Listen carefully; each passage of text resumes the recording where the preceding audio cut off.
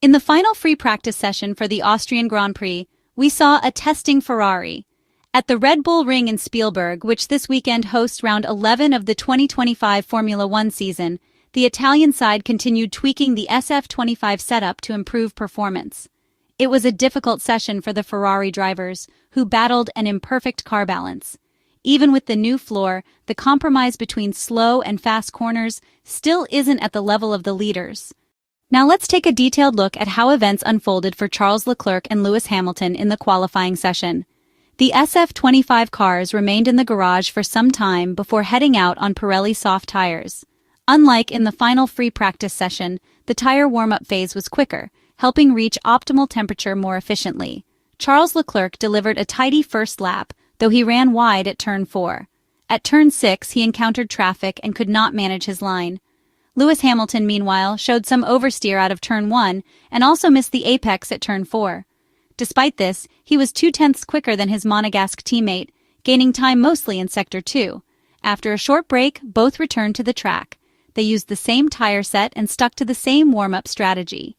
The goal was to deliver the right energy into the tires for maximum performance.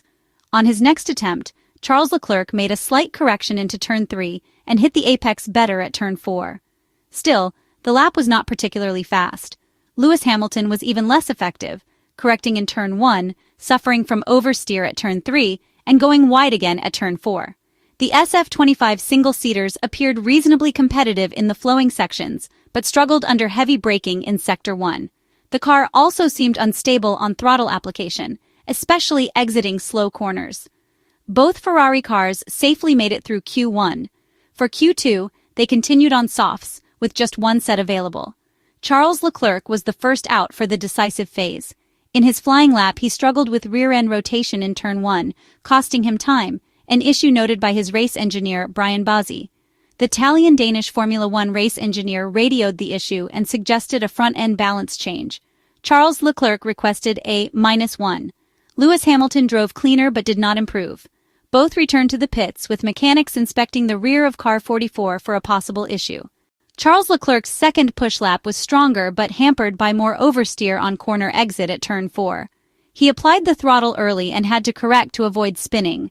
Lewis Hamilton was again more consistent but couldn't lower his time. Both remained about 0.4 behind the leading McLaren. Before they could fully return to the pits, the session was red-flagged. The 7-time Formula One world champion triggered it by running wide onto the main straight and kicking up dust and debris. Marshals had to clear the track. With used softs, Charles Leclerc made the most of the restart and delivered a solid lap, reducing the gap to the McLaren MCL-39 cars, while the British driver did not improve. Both SF-25 cars advanced comfortably to Q3. For the final run, Ferrari mounted fresh softs. Charles Leclerc had to correct rear-end slides at turns 2 and 3. Despite the scrappy lap, it was still strong. Brian Bozzi instructed a fast in-lap due to limited time. Charles Leclerc instead requested 2 more front-wing units. Lewis Hamilton, although with a more stable car, also asked for 1 additional step of front-end downforce. As the final moments began, both Ferrari cars exited for their last attempt. Charles Leclerc stayed tidy until turn 4, where oversteer again hit him on corner exit. The lap was decent, but not an improvement. However, with Oscar Piastri aborting his attempt, the Monegasque driver still secured a front-row start. Lewis Hamilton struggled with confidence and finished 4th. Although Lando Norris and McLaren remain untouchable, the result was highly positive for Ferrari. The Maranello team showed meaningful progress in qualifying. While not yet perfect across all conditions, the SF-25 cars demonstrated competitiveness with their latest setup, beating both Red Bull and Mercedes. The goal for the Italian side was placing at least one driver on the second row and then trying to aim higher in the race, where their long-run pace could be strong. The qualifying result proved even better than expected, and now the Maranello team has capitalized on this great opportunity on Sunday afternoon. McLaren therefore returns to pole position at the Red Bull Ring. It has been 25 years since the Woking-based team last secured pole in Austria with Mika Häkkinen. Lando Norris completely obliterated the competition, putting half a second between himself and the rest of the field with a stunning lap time of 1.03.971. The MCL-39, equipped with the latest upgrades, is showing its full potential. A front-row lockout in papaya colors was expected. but this time Oscar Piastri only managed third. The championship leader was affected by a yellow flag caused by Pierre Gasly's spin during the final Q3 run, forcing him to lift off during a lap that could have taken him to the front row. Lando Norris secures his 12th career pole position and his third of the season, reasserting himself as a victory contender after the disaster in Canada. The Briton appears highly motivated and has always performed exceptionally well in Styria. Alongside Lando Norris on the front row will be Charles Leclerc in the Ferrari. The Monegasque driver puts the SF-25 at the front, proving that the new floor is working and that the path taken by the Maranello engineers and technicians is the right one. It was a closely contested session, initially dominated by the two McLaren drivers. Charles Leclerc produced a truly brilliant lap.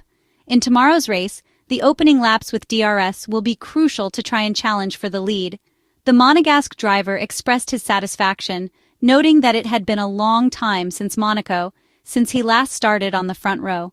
Charles Leclerc emphasized that the Maranello team continued to push hard and that the new parts brought for the weekend had made a difference. Observing how close the field was, he said he was very pleased with his lap, describing it as a strong start to the weekend. He added that the car performed better in race trim and hoped they could put McLaren under pressure during the Grand Prix.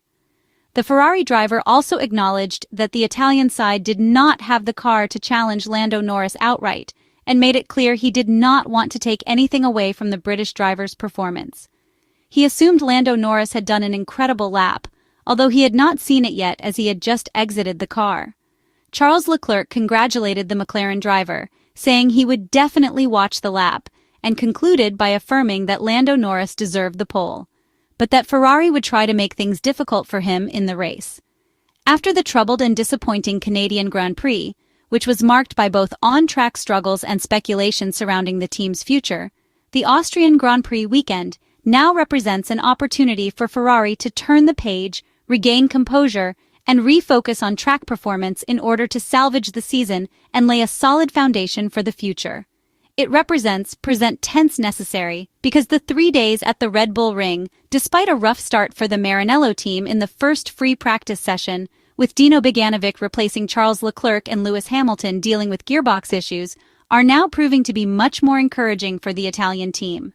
Ferrari showed excellent consistency in qualifying pace, placing Lewis Hamilton in fourth and securing its best team qualifying performance of the year, considering that in Monaco, he was handed a 3-place grid penalty and started 7th.